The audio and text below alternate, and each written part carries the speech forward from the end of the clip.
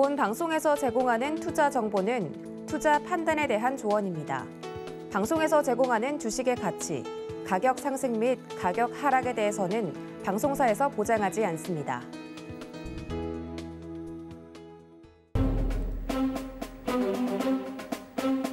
서경희 부장들 회의에 참석하신 여러분 환영합니다. 저는 오늘 회의에서 방송부장을 맡은 도부장입니다. 오늘도 저희 세 분의 부장님들과 함께 재미있고 유익하고 알찬 야근 시간을 이끌어가 볼 텐데요. 사원들은 다 이제 퇴근하고 집에 가고 아무도 없는 이 스튜디오 혹은 회사에 저희 부장님들만 덩그러니 남겨져 있습니다. 어떤 중요한 이야기가 이 회의 시간에 나올지 많은 분들 궁금해하실 것 같은데 저희 부장님들과 함께 이야기를 좀 더 나누고 싶다 하시는 분들 노란톡 늘 열어두고 있겠습니다. 사원 대모집입니다. 문자 샵 0082번으로 부장님들 적어서 보내주시면 함께할 수 있는 방법 안내해 드리도록 하겠습니다. 자, 오늘의 부장님들도 좀 이야기를 해드려야 될 것 같은데요. 이주연, 최충성, 허반석 부장님들 소개해 드리도록 하겠습니다. 부장님들 어서 오십시오. 안녕하세요. 안녕하세요. 네, 저는 방송부장 그리고 테마부장님이신 이 부장님, 또 산업부장님 허 부장님, 그리고 정보부장님이신 우리 최 부장님 이렇게 세 분과 함께 회의를 이끌어가 볼 텐데 이야기를 들으니까 우리 이 부장님 오늘 발제자신데 컨디션이 좀 안 좋으시다고.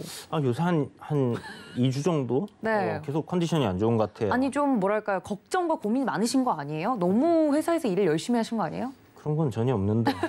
그러니까 이 야근이 잦은 회사와 이제 그 야근을 해내는 직원들의 건강과 관련된 상관관계를 연구 프로젝트로. 아닙니다. 야근 때문은 아닐 거라 믿어 싶지 않습니다. 왜냐면 저희 뭐 3번밖에 안 하니까요. 네, 또 눈으로 저에게 욕을 하고 계시는 것 같아서 빠르게 좀 넘어가 보도록 하겠습니다. 그러니까 부장님들 지금은 막 나이 생각 안 하고 막 늦게 들어가시고 이러면 안 돼요. 노느라 늦게 들어가시는 거예요? 혹시 그런 거 아니죠? 자, 본론으로 돌아가서 네, 알겠습니다. 일합시다. 예, 건강 관리를 꼭 신경 써 주셨으면 좋겠다는 말씀과 더불어서 오늘 시장 이야기부터 먼저 해보도록 하겠습니다. 컨디션이 안 좋으시겠지만 네. 오늘의 발제자이신 테마부주님 이 부장님 네. 시장 브리핑 좀 해주시죠. 네, 시장 오늘 시장 나쁘지 않았던 것 같아요. 일단 2,900포인트 지난 방송 시간에도 이제 말씀드렸지만 이 구간을 좀 강하게 지지해줘야 된다라고 이야기를 드렸는데 잘 저점을 잡아주고 한 3일 정도 지금 강하게 시장이 좀 올라온 상황입니다. 그래서 보면 우리가 이제 추세대로 이렇게 이제 저항을 받아서 이렇게 내려오고 있다라고 이야기를 한번 드렸었는데 이 저항 라인을 지금 뭐 살짝 벗겨냈다라고 볼 수 있을 것 같아요. 아직 뭐 3,050포인트 종고점 저항 구간이 강하게 남아있는 상황이기 때문에 이 구간을 뭐 돌파하지 않는다면 시장이 뭐 상방으로 추세적으로 상승을 이어간다라고 보기는 약간 이른 것 같다라는 생각은 들지만 최근에 이제 뭐 한 3거래일 강하게 올라왔고 20선 위에서 그리고 추세대 저항 자리 올라섰다라는 부분은 분명 좀 긍정적으로 볼 수 있는 대목이 아닐까라는 생각이 들고요. 3,050포인트 돌파 전에는 조금 지속적으로 보수적인 관점 접근이 좀 필요하다 생각이 드는데 반등장 최근에 이제 전기, 전자, 반도체 섹터들 굉장히 강하게 좀 올라주면서 시장을 견인했다라는 생각이 들고요. 기존 테마주들 우리가 다뤘던 뭐 NFT라든지 그리고 뭐 정부 정책 관련주들, 원전 관련주들, 뭐 게임 관련주들, 메타버스들, 뭐 코인 관련주들 할 거 없이 다 순환매 돌면서 잘 움직이고 있는 것 같습니다. 물론 좀 약하게 진행이 되는 그런 테마들도 분명히 반등장이다 보니까 생기는 부분인데 그래도 대장주들은 뭐 괜찮은 흐름 이어가고 있는 것 같아요. 뭐 메타버스라든지 좀 전에 말씀드렸던 이제 요 관련주들 같은 경우는 대장주 위주로 조금 계속 주목을 해볼 필요가 있겠다라는 생각이 들고요. 그다음에 이제 뭐 친환경 에너지라든지 그 재료적으로 좀 장기적으로 볼 수 있는 뭐 그런 테마들 같은 경우는 좀 길게 여러분들이 보셔도 나쁘지 않지 않겠나라는 생각이 드는 뭐 그런 장이었습니다. 네, 역시 테마 부장님 아주 깔끔하게 오늘 시장에 대해서 정리를 좀 해드렸습니다. 이야기를 좀 나눠보면 우리 테마 부장님께서 짚어주지 않은 이슈 위주로 좀 이야기를 해보자면 오늘 미중 화상회담 이야기가 있었는데 시장은 그렇게 민감하게 반응하지 않는 모습이었습니다. 이 부분에 대해서 저희가 좀 미리 체크가 가능한 일정이었기 때문에 할 이야기가 또 있었을 것 같은데 우리 산업부장님이신 허 부장님은 어떻게 이 이슈 보셨을까요? 네, 뭐 판을 뒤엎지 않으면 다행이다라는 생각을 했고요. 그리고 바이든 대통령 입장에서는 시진핑 주석과의 만남을 제안을 했다가 거절당한 적이 또 있었기 때문에 이번 회담에서 서로 판을 뒤집지는 않을 것이다라는 생각은 좀 있었습니다. 그리고 이미 지난달 스위스에서 양국의 주요 요직에 있는 인사들이 만나서 약 6시간 이상의 마라톤 회의를 했다라는 이야기가 사전에 언론에 알려졌기 때문에 그곳에서 의제 또는 서로 주거니 받거니 해야 될 부분들에 대한 것들이 일부 합의가 되었겠지라는 예상도 해볼 수 있었습니다.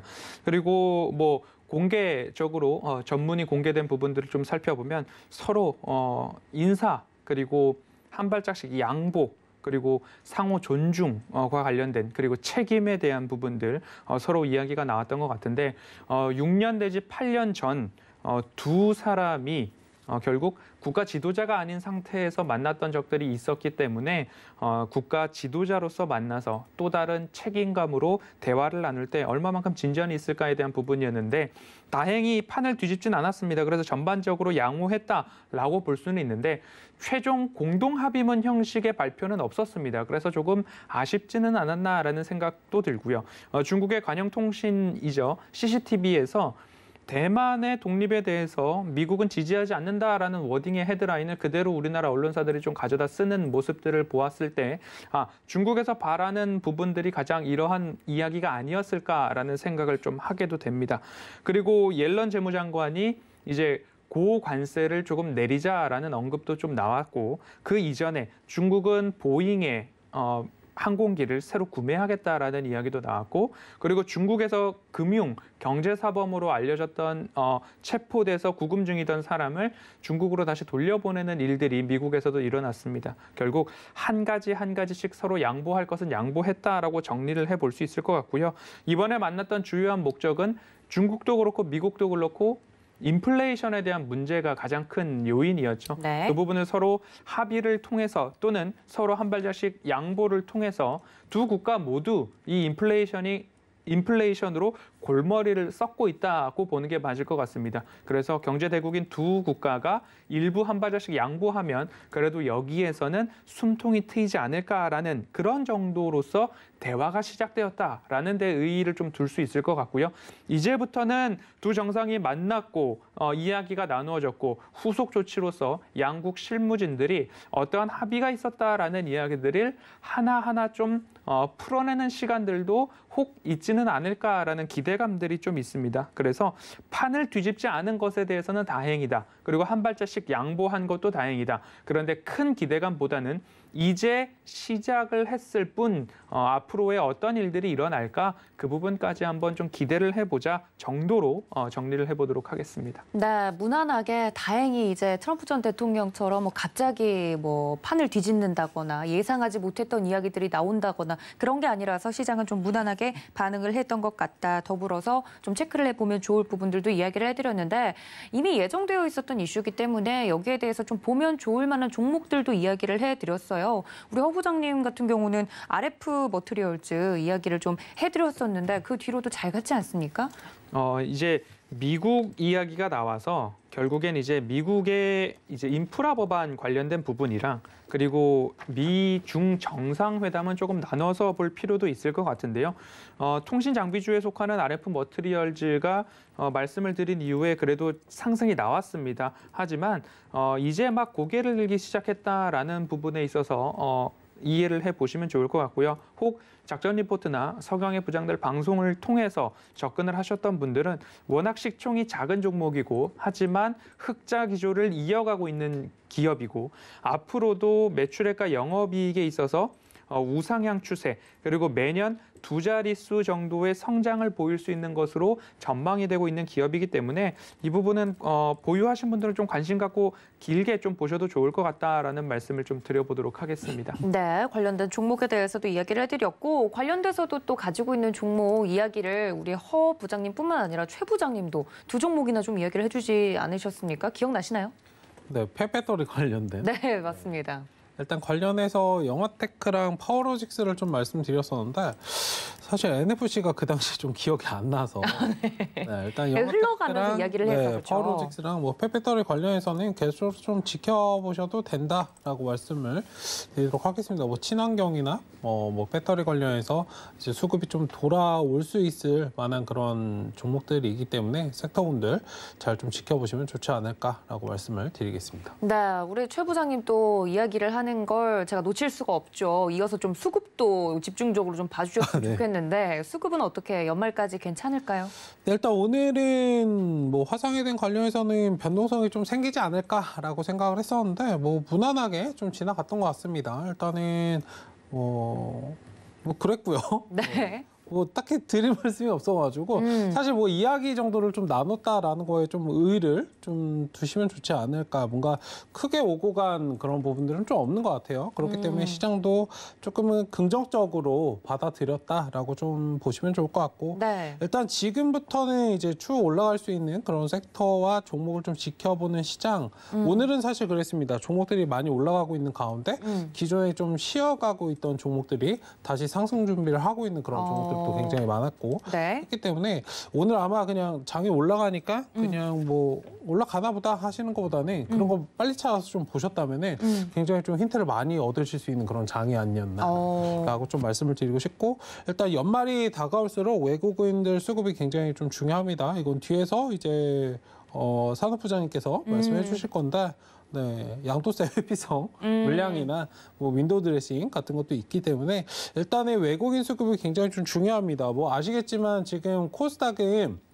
추세적으로 굉장히 좀 강하게 좀 끌어올린 모습인데 아직은 코스피는 박스권에 좀 갇혀 있는 그런 상황이기 때문에 일단 코스피 관련해서는 조금은 대형주는 조금 조심하시고 그렇기 때문에 더 외국인 수급이 중요하지 않을까. 뭐 코스닥 같은 경우야 뭐 개인 세력들이 그냥 끌어올리면 올라갈 수 있는데 아무래도 이제 코스피 같은 경우에는 외국인 수급이 뒷받침이 되어야 시장에 좀 강하게 좀 끌어올릴 수 있는 그런 작용을 하기 때문에 일단 그런 것들을 좀 지켜보시면 좋지 않을까라고 말씀을 드리도록 하겠습니다. 네, 제가 좀 집요하게 오늘 시장 수급에 대해서도 여쭤봤는데 그냥 올라서 좋다 하고 끝날 게 아니라 여기서도 좀 힌트를 얻을 수 있는 것들이 많았다 이야기를 해주셨는데 그 힌트는 조금 더 자세하게 뒤에서 풀어내도록 하겠습니다. 그리고 저희가 장이 끝난 뒤에 하는 방송이기 때문에 야근이기 때문에 할 수 있는 이야기가 또 있을 것 같습니다. 저희가 언급을 좀 했던 종목 중에 지금 시외에서 상한가를 간 종목이 있다고 해서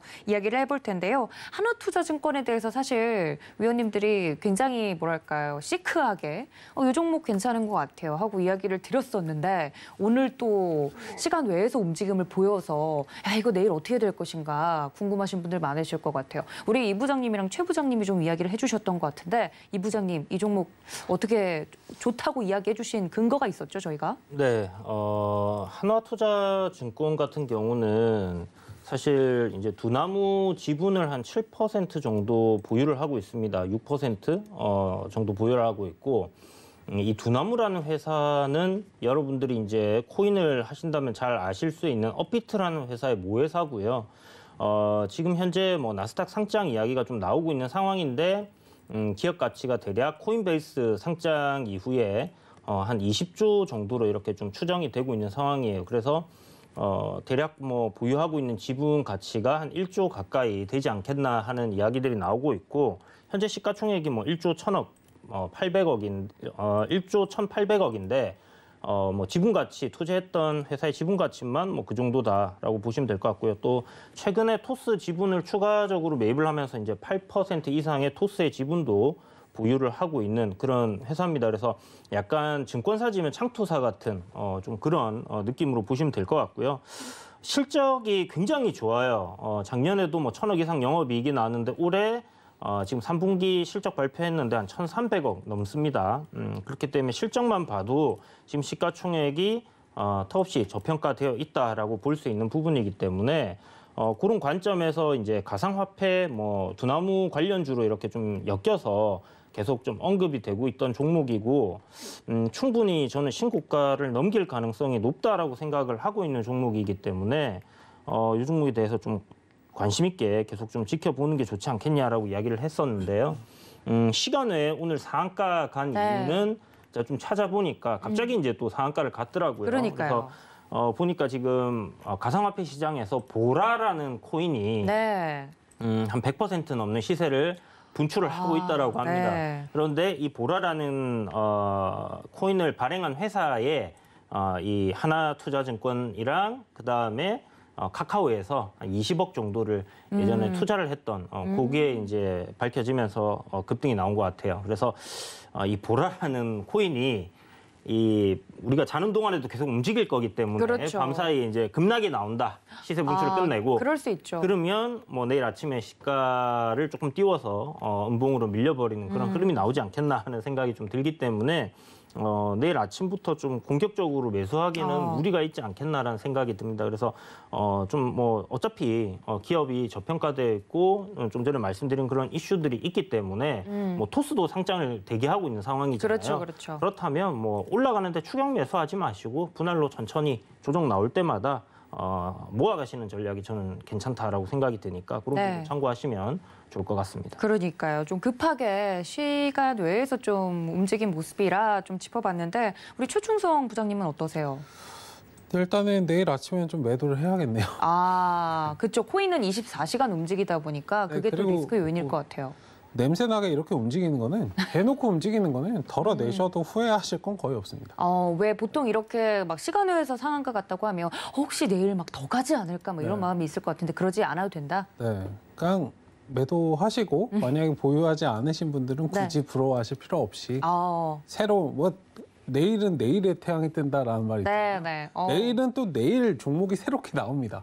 굳이 이 종목 따라가서 좀 손실 나셔서 마음 아파하지 마시고 새로운 종목을 찾자라고 말씀을 드리겠습니다. 네, 저희 부장님들은 사실 이 종목에 대해서 뭐 흐름이 좋아 보인다라고 과거에 이야기한 적은 있으나 이렇게 또 급하게 움직이는 부분에 대해서 그때 살 걸, 막 내일 따라 들어갈까 이렇게 생각을 안 하셨으면 좋겠다라고 좀 경고를 해드렸고요. 이 부분에 대해서는 부디 이 종목이 종목 상담에 그 상담 종목으로 안 올라오기를 좀 작은 바람과 함께 대응 방법까지 안내를 해드렸으니까 이 점까지 참고 부탁드립니다. 그런데 자고 일어났는데 보라가 300%가 있으면 그러면 뭐 떡상을 할 수도 있는 그런 뭐 흐름이. 네, 그럼 그냥 부럽다 하면 되나요? 네, 그렇죠. 이제 추격 매수하지 마라라는 얘기 계속 하잖아요, 저희가. 그렇죠.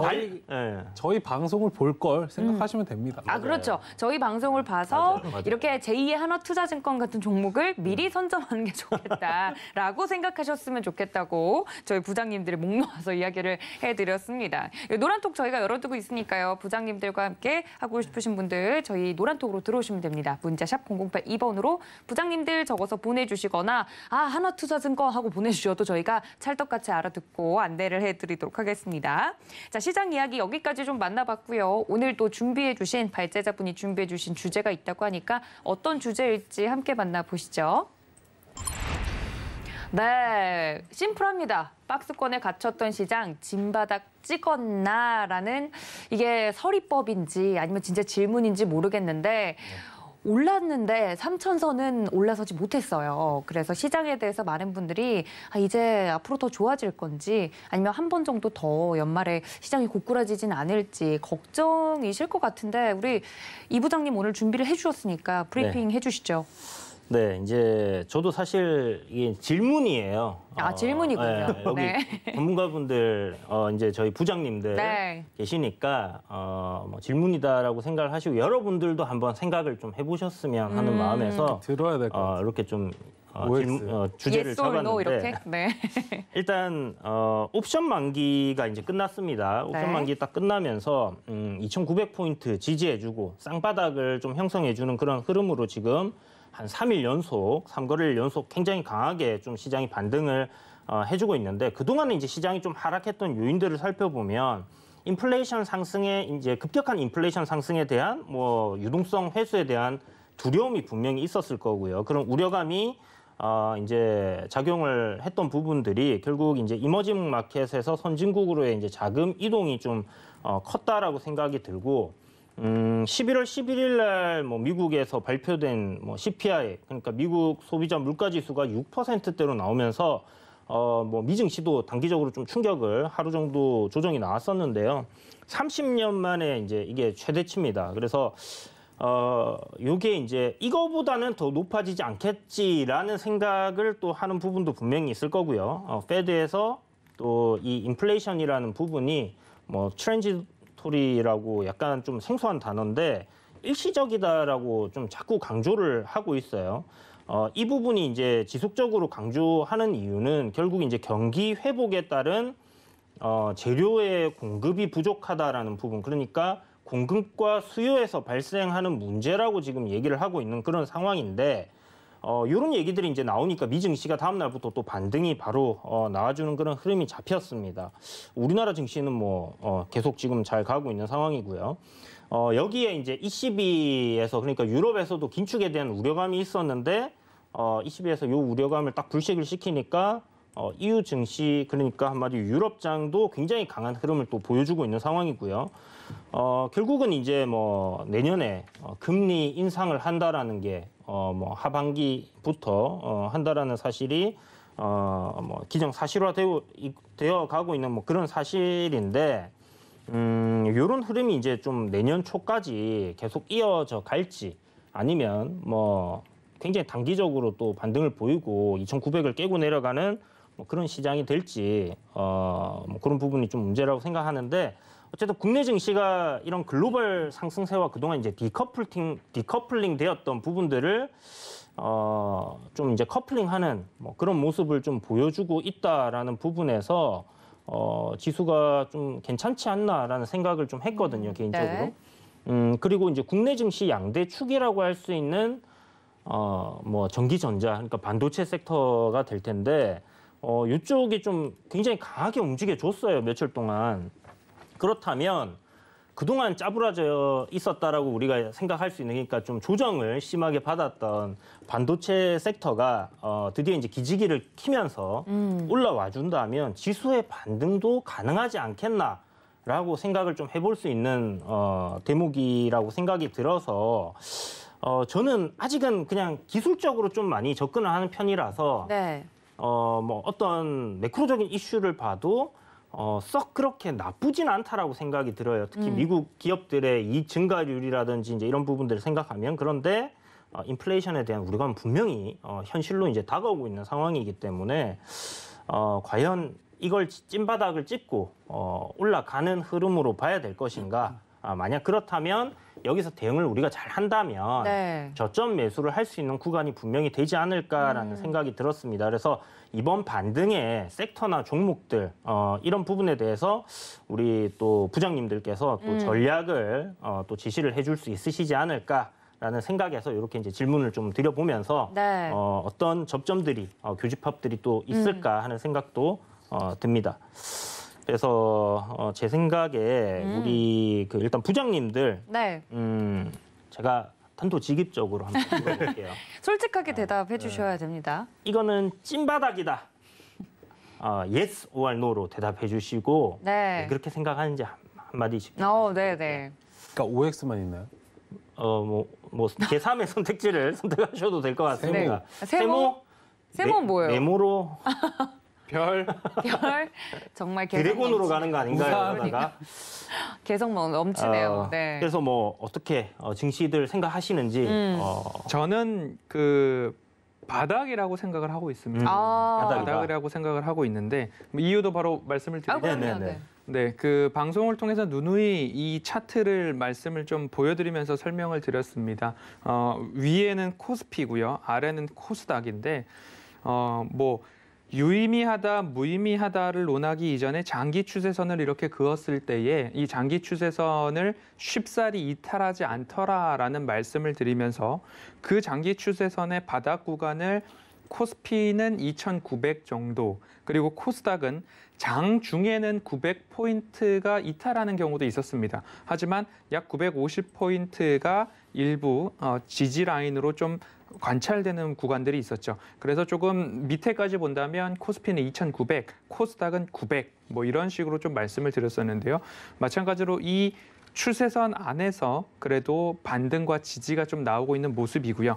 그리고 코스피 차트를 이렇게 분봉으로 좀 열어놓고 보면 이 구간으로 최초 하락과 그 다음번 지지, 그리고 최근의 지지가 이렇게 세 번에 걸쳐서 조금 지지가 나오지 않았나라는 흐름들을 좀 봅니다. 그러면 뭐 이중 바닥이다, 삼중 바닥이다라는 이야기가 나오는데 이 거래소 주가 지수 자체를 차트를 낼 수는 없잖아요. 그 어마어마한 거래 대금을 가지고서 거래가 되는 시장인데 그래서 시총이 작은 종목의 차트를 그린다라는 이야기가 나오는데 주가 지수 자체를 차트를 그릴 리는 만무하고 조금 더 상세하게 분봉으로 봤을 때 코스피 기준으로는 2,900은 지지를 하는 것 아닌가라는 그런 모습들이 차트상 좀 확인이 되고 있습니다.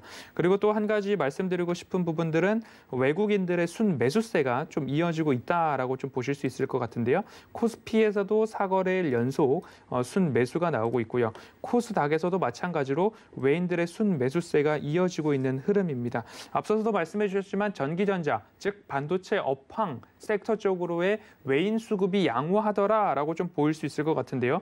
외인이 4거래일 연속으로 매수가 들어온 게 지난 9월 말 이후에 최장 기간입니다. 4거래일 연속으로 들어온 게 올해 9월 말 이후 최장이다라고 보시면 좋을 것 같고요. 전기전자 반도체 업종 쪽으로 본다면 11거래일 중 10거래일 동안 순매수를 기록하고 있는 섹터가 전기전자 반도체 섹터다라고 보시면 좋을 것 같습니다. 삼성전자가 떨어져서 지수가 꺾였는지 아니면 지수가 꺾여서 삼성전자가 떨어졌는지 앞뒤 상관없이 지수의 조정이 나오기는 했습니다. 그런데 굉장히 안타까운 소식을 하나 말씀을 드리면 1월부터 10월까지 개인 투자자분들은 삼성전자를 매매할 때 순매수였습니다. 그런데 11월 1일부터 12일까지 10거래일 동안 개인 투자자분들이 2천억 원 이상을 순매도를 기록하면서 물량을 쏟아냈습니다. 그런데 그 구간에서 의미 있는 바닥이 좀 다져지지 않았나라는 생각이 드는데 결국 흔들리지 않고 피는 꽃이 어디 있겠냐라는 이야기처럼 흔들리지 않고 가는 주식이 어디 있겠냐라는 이야기로 반등이 이제 좀 나왔습니다. 지지가 나왔는데 여기서 다시 흔들리면서 갈 수도 있습니다. 그래서 그 흔들림에 11월에 캐치프레이즈를 말씀드렸듯이 용기를 내야 될 구간과 주의를 해야 될 구간들을 잘 구분하셔가지고 대응을 해보시자라는 말씀을 좀 드리고 싶고요. 결국엔 삼성전자 개인 투자자의 매도, 이 개인 투자자가 팔아야 주가는 간다라는 속설이 여기서도 또 한번 확인이 되는가 하는 안타까움 겸 그리고 반등의 서막은 시작됐다라는 이야기 겸 그리고 추세를 깨뜨리지 않고 반등이 나왔다라는 부분들 말씀을 드리면서 방송에서 누누이 이 차트를 보면서 말씀을 드리고 있으니까요. 그간 고생 많으셨고 흔들리더라도 이 지지선 지켜주는지만 체크하고 가시자라고 말씀드려보겠습니다. 네, 우리 허 부장님 의견은 그렇고 최 부장님은 아까 세모를 이야기하셨는데 특별한 이유가 없으면 안 될 것 같습니다. 방송에서 질렀으니까. 일단은 기술적으로만 그냥 차트만 놓고 본다라면 상승 추세를 돌릴 수 있다라고 좀 보는 게 맞다라고 말씀을 드리고 싶은데 특히 이제 코스닥 같은 경우에는 뭐 추세적으로 그냥 딱 놓고 봤을 때는 얘는 그냥 돌렸습니다 라고 말씀드릴 수 있겠는데 코스피는 아직은 박스권이거든요. 그러니까 저는 이제 의구심을 드는 게 첫 번째로 제가 의구심을 좀 가지는 게 코스피가 상승을 하면 오히려 형이기 때문에 동생인 코스닥을 좀 따라와서 끌어올릴 수 있는 그런 원동력이 된단 말이에요. 네. 근데 코스닥이 지금 이렇게 강세를 보이고 있는데 과연 코스닥이 코스피를 끌어올릴 원동력이 될까? 이게 첫 번째로 좀 의구심이 들고 상승에 대한 이유는 저는 이제 투자를 할 때 확실한 걸 좀 좋아합니다. 확실해야 된다라고 생각하는 게 상승을 한다. 굉장히 긍정적이다. 물론 뭐 많은 변수들이 있지만 그러니까 좋다, 좋지 않다. 뭐 그냥 애매한 상황? 그러니까 저는 좋은 상황이 아니라면 둘 다 그냥 애매한 상황이든 안 좋은 상황이든 그러니까 안 좋다라고 보는 게 맞다라고 생각을 하거든요. 네. 어쨌든 그런 관점에서 볼 때 물론 기술적으로는 양호하지만 이런 뭐 인플레이션이나 금리 인상과 관련된 이런 부분들이 뭔가 해소가 되지 않은 상태에서 시장이 상승하는 게 의미가 있나? 그러니까 상승하더라도 저는 의미가 없다라고 말씀을 드리고 싶은 거고 네. 결국에는 이런 부분이 시장의 하락과 좀 연관될 수 있지 않을까. 일단 뭐 지금은 추세적으로 그냥 기술적으로 봤을 때는 굉장히 좀 양호한 상황인데 일단은 뭐 간다고 하면 가면 좋겠지만 일단 간다고 하면 뭐 마지막 몸부림을 하는 것이 아닐까. 그러니까 요즘은 좀 생각이 좀 많이 들어요. 사실 뭐 수급적인 측면에서도 외국인들은 여전히 뭐 저번에 작년에 좀 시장이 상승할 때 뭐 유심히 좀 수급 보신 분들은 아시겠지만 뭐 동학개미가 개인 투자자가 뭐 시장 상승을 이끌었다라는 말이 굉장히 많았는데 저는 계속적으로 방송에서 오히려 외국인들이 매도를 하지 않기 때문에 시장이 상승하는 겁니다라고 말씀을 드렸어요. 근데 요즘에 좀 포지션이 사실 그렇거든요. 외국인들이 많은 적극적으로 매수를 하지도 않고 매도를 하지도 않는 상황에서 시장이 조금 왔다 갔다 하는 모습 을 좀 보이기도 했고 반도체 관련주가 이제 반등이 나오면서 그렇죠. 아까 말씀해 주셨는데 반도체 관련주가 반등이 나오면서 얘가 진짜 올라가려나? 좀 이런 의구심이 좀 많이 드는 그런 시장이긴 한데 어쨌든 제가 하는 투자 관점에서는 지금 좀 애매한 상황이라면 하락으로 보는 것이 맞다. 아직은 벗어나지 않았다라고 저는 좀 말씀을 드리고 싶어서 물론 기술적으로는 누가 봐도 좀 추세 전환의 모습이긴 한데 어쨌든 그래서 저는 좀 세모를 말씀을 드렸습니다. 네. 네, 관련돼서 이렇게 두 분의 의견 들어봤는데 우리 이 부장님은 뭐 아까 브리핑 때 녹여서 이야기를 해주신 걸까요? 네, 저도 약간 애매한 것 같아요. 그래서 지금 어떻게 좀 3,050포인트를 저는 이제 넘어서고 나야지 추세가 상방으로 이제 전환을 확인을 했다라고 생각할 수 있을 것 같고 지금은 어떤 전체적인 시장 환경이나 올라가는 섹터라든지 이런 걸 봤을 때는 바닥일 가능성이 높지 않을까? 기술적인 부분도 생각해 보면 바닥일 가능성이 높지 않을까라는 생각이 좀 들고 그래서 여기서 어떻게 좀 대응을 잘 하게 되면 정말 올라갔을 때는 저점 매수를 할 수 있는 그런 구간들이 될 것 같고요. 그러지 않을 때는 또 대응을 또 해야 되는 그런 상황이기 때문에 저 질문 있습니다. 네, 뭘까요? 네, 얘기가 나왔으니까 네. 상승으로 보신다면 혹시 지금 자리에서는 어느 정도까지 보시는지. 그렇죠. 그러니까 이거는 제 개인적으로 여쭤보고 싶어서 여쭤보는 거예요. 네, 네. 어디까지 상승으로 좀 볼 수 있을까요? 왜냐면 저는 마지막 몸부림일 수도 있다라고 말씀을 드렸기 때문에 만약에 상승으로 보신다면 추세 상승으로 정말 보시는 건지 아니면 한계치를 보시는 상승을 말씀하신 건지.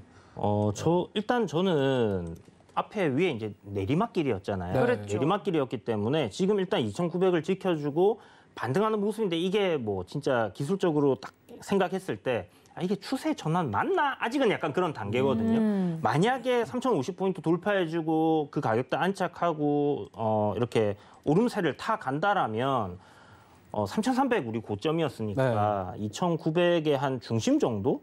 그 정도를 쉽게 벗어나지는 못할 것 같아요. 결국은 한 3,100포인트 저항대 갭 구간이 있잖아요. 에서 박스권. 네, 거기서 좀 지지부진하게 움직이지 않겠나 하는 게 지금 생각입니다. 좀 보수적으로 계속 보고 있기 때문에 그래서 결국 3,200 넘어가야지 좀 3,300, 400 이렇게 생각할 수 있지 않겠나라는 생각이 들고 물론 그때 상황을 봐야겠지만 네. 자칫 잘못하면 3,500에서 2,900의 박스권 흐름으로 계속 움직일 가능성도 있으니까 그런데 요새 좀 전기전자 움직이는 거 보면 좀 상방향으로 희망이 한 줄기 희망이 보인다라고 해야 될까요? 깜깜한 시장에. 네. 그래서 산업부장님도. 네, 네. 산업부장님은. 차트적인 흐름으로 볼 수밖에 없겠죠. 현 구간에서는. 2,900의 지지를 좀 말씀을 드렸고요. 1차적으로 3,050포인트를 좀 보고 있습니다. 3,050포인트가 직전 고점 정도 될 텐데 이 직전 고점을 과연 넘느냐가 급선무일 것 같습니다. 이 구간들을 넘어준다라고 한다면 결국 다시 한번 도전할 수 있는 구간이 3,150을 넘어서 3,200 그리고 3,200을 지지를 해준다면 다시 전 고점인 3,300 구간까지도 차례차례 가야 되는데 결국 시기적으로 본다면 연말에 앞서서 말씀을 드렸죠. 양도세의 회피성 매물 출회가 있거나 아니면 북클로징 효과 때문에 미리 매도가 나오거나 지수가 상승할 때는 양도세 회피성 매물이 많아질 수 있습니다. 하지만 신용장고의 반대 매매 걱정은 하지 않아도 되겠죠. 그런데 여기서 지수가 다시 2,900을 뚫고 내려간다 하면 보유 금액, 평가 금액이 줄어들기 때문에 양도세 회피성 매물 출회는 줄어들 수 있습니다. 하지만 반대 매매가 또 출회가 될 수 있겠죠. 이런 부분들까지도 생각을 해본다면 단숨에 3,050, 3,150, 3,200을 넘어가기보다는 우리가 한국 시장 고유로 갖고 있는 그 연말 효과에 대한 부분들이 해외처럼 산타랠리 이런 것들을 기대하기보다는 단계적인 상승 혹은 단계적인 지지가 나올 것 같다라고 좀 말씀을 드리면서 결국 이런 표현이 시장에 좀 저는 들어맞고 있는 것 같습니다. 흔들리지 않고 피는 꽃이 없었듯이 주가도 흔들리면서 가지 않을까. 그런데 다시 2,900이 온다라고 한다면 2,900에서는 강한 지지가 조금 작용할 수도 있겠다라는 그런 기대감, 상승에 대한 한 줄기 빛을 보셨다라는 것처럼 2,900이 또 온다면 그래도 지지해주지 않을까라는 희망을 또 기대감, 가지겠죠. 네, 그런 부분들이 시장에도 반영이 되지 않을까 싶습니다. 네, 아유 좀 명쾌하게 해결이 되셨을까요, 우리 최 부장님? 좀 계속 생각하고 있는. 나 계속 생각해 나가는 과정이다. 근데 사실 오늘 발제 주제 자체가 좀 뭐랄까 같이 고민해보고 의견을 나누는 그런 회의 주제이기 때문에 좀 적합하지 않았나라는 생각이 들고요. 두 번째 질문으로 좀 넘어가 보면 원래 이 부장님이 준비해주신 주제이긴 한데 그렇다면 각자의 이제 시장을 보는 흐름들이 있을 거고 시나리오가 있을 건데 여기서 어떤 전략을 저희는 좀 가져가야 되는지 이런 장에서 주의해야 될 건 또 뭔지 실질적으로 액션을 하는 건 우리 투자자분들, 시청자분들 아니겠습니까? 그렇죠. 네. 뭐 그런 부분들이죠. 사실 네. 지금 뭐 상태에서 이제 좀 대응을 어떻게 해야 되냐. 저도 좀 고민이 많이 되는 부분이고요. 뭐 하다못해 포트폴리오를 구성할 때나 네. 비중을 조절할 때도 뭐 지금 그렇죠. 이렇게 상승 나올 때 뭐 챙겨야 되는지 아니면 공격적으로 더 사야 되는지 우리 발제 준비해 주신 이 부장님. 그래서 저는 현금 비중을 그동안 이제 한 40~50% 계속 유지를 얘기를 드렸는데 한 10% 정도는 조금 주식 비중을 늘려봐도 되지 않을까. 어차피 2,900을 우리가 뭐 대응을 하는 구간으로 생각을 한다라고 하면 이탈 시에는 현금 비중보다는 주식 비중을 살짝은 더 늘려봐도 될 것 같고요. 그래서 여기가 만약 진짜 저점으로 성공을 한다면 수익이 조금 크게 날 수 있는 구간이니까 그런 부분 생각해서 현금 비중 한 30~40% 정도, 뭐 한 40% 정도 유지하면 괜찮지 싶습니다. 그러면 다른 부장님들은 어떻게 좀 이런 장이 정확하게 방향성을 보여주지 않을 때 포트폴리오나 비중 조절을 하시는지 궁금하네요. 조금 말씀을 드리자면 네. SK 하이닉스는 10만 원이 숫자가 6자리잖아요. 그렇죠? 그럼 10만 원 미만은 5자리에서 SK 하이닉스에다가 주식 비중을 좀 늘리는 전략 같이 그런 류의 저점 매수가 가능한 종목들이 눈에 보이신다면 네. 주식 비중 앞서서 우리 테마 부장님 말씀처럼 저는 주식 비중을 한 60에서 70%, 현금 비중을 30에서 40% 이 안에서 조정을 좀 하시다가 연말에 대한 리스크가 조금 소화가 되면 그 이후에 뭐 그때 되면 이제 수익 실현할 종목들이 생길 수도 있는 거니까요. 네. 그러면 이제 주식 비중을 더 늘려나갈지 아니면 수익 실현과 주식 비중, 현금 비중을 지금처럼 7대3 수준으로 가지고 갈지 그때 돼서 고려를 하면 되는데 연말까지 현금 비중은 30% 내외로 가지고 가시는 거에 좀 낫지 않을까 생각하고 있습니다. 우리 최 부장님은요?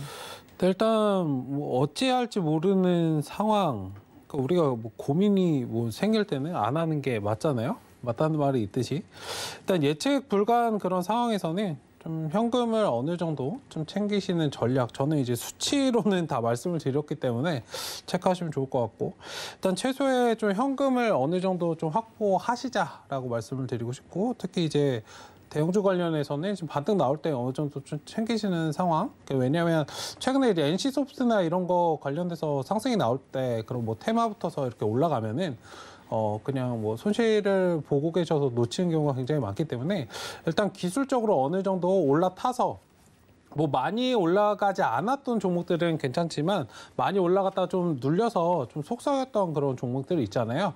반등 나오면 일단 최소한 뭐 이평선 많이 보시니까 장기 이평선 정도는 어느 정도 좀 올라타는 그런 모습을 보이면 그 자리에 다시 진입하셔도 굳이 늦지 않기 때문에 일단 현금을 좀 챙기면서 가시자라고 말씀을 드리겠습니다. 그러면 최 부장님 요새 이제 뭐 장 이렇게 좀 박스권에 있다가 바닥권에 있다 반등이 탁 튀어오를 때 보면 이제 종목이 저는 약간 느끼는 게 기존에 막 그 테마주들이라든지 강했던 종목들이 좀 한풀 팍 꺾이는 그런 느낌들도 많이 들거든요. 그렇죠. 이럴 때 혹시 초보 투자자분들이 특히 좀 주의할 부분이 있다라든지 뭐 아니면 팁을 좀 주실 수 있는 게 있다라든지 하시는 게 있으시면 뭐 어떤 게 있을까요? 일단 반등장에서는 대부분의 종목들이 좀 상승을 하기 때문에 일단 기계적으로 대응하시는 것이 가장 좋고요. 내 종목만 올라가는 게 아닙니다. 굉장히 조금 특히 이제 계좌에 자기 종목만 좀 체크가 자신의 종목만 체크가 되기 때문에 내 종목만 올라간 것 같은데 전반적으로 시장을 보면은 종목들이 다 상승을 하고 있기 때문에 일단 기계적으로 좀 대응하는 것이 가장 좋고 차익 실현을 좀 주의하자라고 말씀을 드리도록 하겠습니다. 그리고 주도 섹터를 좀 체크하셔야 되고 내가 가지고 있는 섹터가 그 시장을 좀 주도하고 있는 섹터라면 뭐 그냥 가져가셔도 사실 상관없을 것 같아요. 일부는 좀 비중 조절해서 챙길 거 챙기고 끌어가면 괜찮을 것 같은데 그러지 못하다면 일단 덜어내고 일단은 반등이 좀 강하게 바닥권에서 튀어나오는 그런 종목들 좀 보시면 좋을 것 같은데 오늘 시장이 딱 그랬다고 저는 좀 말씀을 드리고 싶거든요. 네. 일단 기존에 좀 쉬었던 2차전지나 뭐 이런 부분들 좀 많이 봤기 때문에 뭐 펫배터리 관련해서도 네. 기존에 말씀을 드렸었고 어쨌든 시장이 상승을 한다면 반등장에서 강하게 좀 올라가는 그런 섹터군을 좀 지켜보셨으면 좋겠다라고 말씀을 드리도록 하겠습니다. 그럼 이제 시장이 반등이 나오니까 보유한 종목들도 어느 정도 올라오는데 만약에 내가 갖고 있는 게 주도 섹터라든지 뭐 주도주가 아니라면 그런 부분 차익 실현하고 좀 더 강하게 이거는 움직이는 섹터로 포트를. 이제 교체를 하자. 좋은 팁인 것 같습니다. 네. 네. 그래서 아니 우리 부장님들이 네. 너무 질문들을 이거 해주세요라고 여쭤보면 짠 듯이 로봇이 되는 그런 느낌이 있어가지고. 아까 제가 제일 자연스럽게 한 거 같아요. 네, 그거 진짜 칭찬해요. 진짜 질문이었잖아요. 그건 진짜 그거는. 칭찬해요. 네. 그러니까 이게 마음속에서 우러나야 돼요, 부장님들. 다들 아시겠어요? 이게 초보 투자자분들 많이 보고 계시니까 그렇죠, 또 네. 그런 부분들을 상기해 주시면 이제 진짜 도움이 걱정하는 되는 마음을 거니까. 해주셔야죠. 이거는 근데 네. 진짜 이런 얘기를 해준 방송이 있나 싶어요. 사실은 많이 없죠. 시장이 이렇게 딱 변하는 순간에 어떤 섹터들이나 이런 테마들이 확 변하는 순간들이 많이 발생을 하거든요. 네. 그런 부분들을 이제 찝어주신 거니까 뭐 저는 괜찮았다 생각하는데 또 어색했다 생각하신다면 아닙니다. 아니, 너무 잘했는데 약간의 윤활제 정도만 들어가면 알겠습니다. 좋겠다. 네. 연기력까지 함께 해주셨으면 좋겠다. 허 부장님도 한번 들어보죠. 네, 네, 네. 부장님 혹시 어떤 팁이라든지 이야기해 주실 지금 이 시기에 초보 모멘텀 투자자. 체크리스트를 늘 말씀을 드렸는데 네네. 아 그걸 보면 사실상 저희 연구가 방금 로버터에서 벗어나자니. 내가 늘 네? 네네. 진짜 아니, 하세요. 해주세요. 내가 늘 보던 그런 종목이 아니라면 아, 고점대에 있는 종목들은 주의를 하시는 게 좋아요. 제발 따라가지 네. 마라. 앞서서 말씀하셨잖아요. 지난주인가요? 지지난주인가요? 우리 정보부장님께서 네. 알체라? 알체라. 아, 얘기했어. 네, 알체라 뭐 저런 방송에서 저런 얘기를 저런 종목이 하느냐 있냐. 그런 이야기를 들으셨다가 네. 어느 날 갑자기 이렇게 종목 문의가 오더라라고 경험담을 해주셨듯이 굉장히 순환 내가 잘했어요. 늘 네. 보던 종목이 아닌데 시세가 막 몰리고 있어요. 근데 그 종목을 나도 같이 따라가겠다라고 마음을 느끼셨는데 그게 지금 더 가는지 아니면 여기서 시세를 주고 끝에서 불꽃을 꺼뜨릴 건지 거기에 대한 판단은 선수들도 실수할 때가 있는데 늘 관찰하던 종목이 아니라면 너무 위험하게 가는 것은 조금 부담스럽지 않느냐라는 말씀을 좀 드리고 싶고요. 결국엔 조심하자. 왜냐? 이제 막 반등이 나왔습니다. 지수가. 외국인 수급이 들어오고 지수가 금요일 그리고 월요일 반등이 막 나오고 그런 와중에 있는데 결국 우리 시장에서 다시 쉬어갈 수도 있다는 거죠. 반등은 나왔지만 2,900이 지지가 좀 강력한 지지선으로 작용할 것 같다라는 말씀을 드린 거지 반등합니다. 여기서 끝까지 갑니다. 라고 말씀드리고 있는 상황이 아니기 때문에 흔들릴 수 있다. 그렇기 때문에 제가 11월에 캐치프레이즈를 기가 막히게 말씀을 드렸죠. 반등할 때에는 주의를 하셔야 됩니다. 어떤 주의? 내 포트폴리오를 내실화할 수 있는 기회가 왔구나라고 주의를 하셔야 되고요. 그리고 조정이 나와서 2,900을 다시 지지 테스트를 할 때에는 정말로 내가 분석이 완료된 종목에 대해서는 용기를 내야 된다라는 이야기 강조에 또 강조를 좀 드려보겠습니다. 네, 아유 이렇게 초보 투자자분들에게 꿀팁까지 전달을 해드렸는데 뭐 시장 이야기 중에 또 하나의 이야기를 해주시자면 테마주가 최근에 말씀해주신 것처럼 굉장히 탄력 있게 팽팽 돌지 않았습니까? 근데 네. 살짝 꺾이는 듯한 느낌이 들었다. 뭐 아까 그 얘기를 해주셨는데 그럼 앞으로 테마주, 요 순환매가 이루어진 테마주에 대해서는 시장이 반등한과 동시에 사그라질까요? 순환매 없어질까요? 테마주들은 생명력이 다할까요? 완전 뭐 그렇게 될 것 같지는 않고 제가 지난주 방송이었나요? 우리 네. 이제 2,900 부근에 왔었을 네. 때 테마주들이 너도 나도 할 거 없이 모든 테마주들이 다 불꽃쇼를 맞아요, 하고 있다라고 맞아요. 이야기를 드렸는데 그 이후에 조금 시장이 저점을 잡고 이렇게 반등하는 흐름이 나오면서 섹터가 좀 바뀌는 듯한 그런 흐름이 나오고 있는 부분이거든요. 저는 좀 개인적으로 이런 시점이 트레이딩하는 분들도 그렇고 좀 조심을 해야 되는 게 반등이 나올 때 보면 하락장에서 수익을 잘 내다가 반등장에 적응을 못 해가지고 고점에 이제 테마주들 막 물려버리는 그런 상황들도 많이 발생을 하기 때문에 그런 뭐 손절 라인이라든지 자기가 이제 진입할 때 세팅해놨던 그런 시나리오에 맞게끔 좀 대응을 하셔야 될 것 같고요. 각 테마들마다 보면 우리 아까 처음에 말씀드렸던 NFT라든지 메타버스라든지 각 테마들 최근에 움직였던 정책주라든지 원전주라든지 많잖아요. 거기서 대장급들은 쉽게 꺾이지 않을 거고 상승이 붙는다면 더 강하게 상승을 할 겁니다. 그래서 제가 항상 말씀드리지만 테마주들은 보실 때 보면 대장주가 있고 따라오는 이제 그 후발주들이 있는데 가급적이면 대장주를 여러분들이 계속적으로 좀 공략을 하시는 게 오히려 수익률 면에서는 그리고 안정성 면에서도 훨씬 더 좋겠다라는 생각이 들기 때문에 테마주는 뭐 그렇게 좀 접근을 하시면 좋을 것 같아요.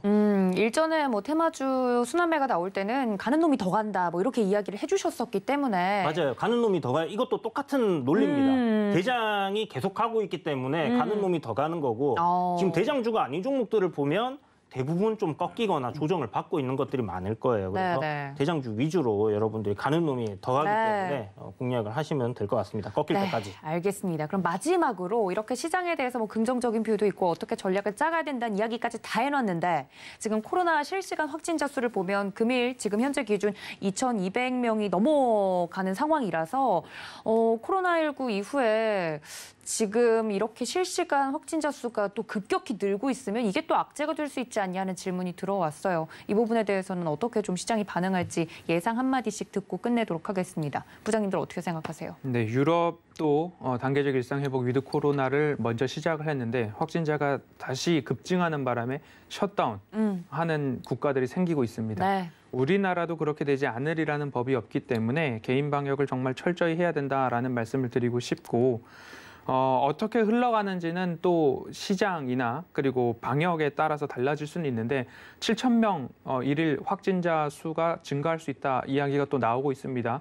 그래서 절대적으로 조심해야 되는데 이게 걷잡을 수 없이 늘어나면 다시 우리도 셧다운의 길로 들어서지 않을까라는 생각이 드는데 단계적 일상 회복, 일상으로의 회복에 대한 욕망이라 표현을 해야 될까요? 목표라고 해야 될까요? 이 부분은 놓지는 않을 것이다. 왜냐? 역사는 그렇게 발전을 했으니까라는 말씀을 좀 드리고 싶습니다. 네, 알겠습니다. 다음은 우리 오늘 발제자이신 테마 부장님 이야기 듣고 마무리할게요. 네, 뭐 예전에 인간지표 얘기도 잠깐 드리긴 했었는데 뭐 결국 우리가 다 예상을 했던 이야기고 외국에서 일어났던 부분에 대한 뭐 결과는 정해져 있었습니다. 그렇기 때문에 거기에 대한 대응만 좀 잘 된다라고 하면 예측했던 부분에서 너무 크게 벗어나지 않는다면 당분간 크게 뭐 무리는 없지 않겠나. 식상한 좀 이슈라고 볼 수 있겠죠. 물론 우리 생활과 좀 직접적으로 연관이 되기 때문에 그런 관련 테마주들은 좀 움직임이 나올 수 있겠지만 일단 치료제가 나와 있는 상황이고 경구용 치료제가 진행이 된다라면 뭐 너무 그렇게 예전에 코로나19 처음 터졌을 때만큼 그런 충격은 없지 않겠나. 라고 생각이 되니까 뭐 크게 걱정하실 필요는 없을 것 같습니다. 알겠습니다. 이렇게 코로나19 확진자 수의 영향, 증시 영향까지 좀 이야기를 들어보면서 오늘 회의를 좀 마무리 지어야 될 것 같은데요. 오늘 회의 내용 중 어떤 내용들이 나왔는지 함께 만나보도록 하겠습니다. 그 전에 이제 내일장 전략을 좀 어떻게 짜가면 좋을지 저희 부장님들께 한마디 이야기를 들어봤는데요. 그 내용들 함께 보도록 하겠습니다. 네, 부장들의 내일장 핵심 포인트 정리해 보도록 하겠습니다. 미리 받은 내용인데요. 저희 이 부장님께서는 이것 저점 공략 지속이라고 이야기를 해주셨습니다. 그리고 우리 정보부장님은 급할 필요 없다. 이것만 체크하고 가자라고 또 이야기해 주셨고 마지막으로 산업부장님, 허부장님은 조정이냐 반등이냐 대응이 궁금하다면이라고 마무리를 지어주셨네요. 자, 과연 이것 저것 뭘 조심해야 되고 뭘 준비를 해야 되는지 방송에서 알려드리지 않았습니다. 이 이야기는 노란톡에 들어오셔야만 확인이 가능하니까요. 문자샵 0082번으로 지금 바로 부장님들 적어서 보내주시면 내일장 전략까지 받아보실 수 있도록 저희가 안내를 해드리도록 하겠습니다. 더불어서 저희 부장님들 포함해서 서울경제TV 최고의 전문위원님들이 시크릿 강연회를 드디어 시작을 합니다. 12월부터 시작이 되는데요. 첫 번째 주자로 블랙라벨 위원님들이 준비를 하고 계시다고 하니까 함께하고 싶으신 분들 노란톡으로 들어오시면 되는데 서울경제TV 시크릿 강연회 검색하시고 들어오시면 되겠습니다. 또 본 방송에서 제공해 드린 정보는 투자 판단에 대한 조언일 뿐 해당 주식의 가치나 수익률을 보장하고 있지 않다는 점까지 알려드리면서 저희는 여기서 부장님들과 함께 인사드리도록 하겠습니다. 시청해주신 여러분 고맙습니다.